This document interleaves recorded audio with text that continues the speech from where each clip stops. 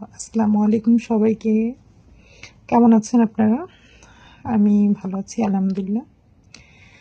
আজকে সকালে বাজার করতে বের হয়েছিলাম।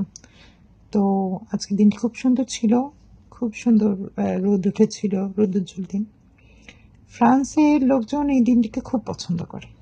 তারা শীত কিংবা প্রচুর বৃষ্টি হওয়া বা ওয়েদারের বৃষ্টি থাকা এটাকে তারা একদমই পছন্দ করে না।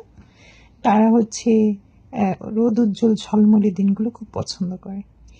এখানটায় এই রৌদ্রোজ্জ্বল দিনটা আমার খুব পছন্দ, বেশ পছন্দ। তাই আজকে বের হয়ে গেলাম সকাল সকাল বাজারে।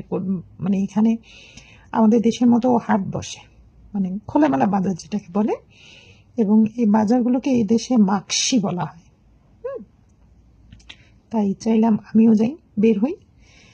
আর রোদটা দেখে এবং আশেপাশের বাড়িগুলো দেখে আমার খুব ভালো লাগছে, যেটা হচ্ছে বাংলা কথা। আমার খুবই ভালো লেগেছে।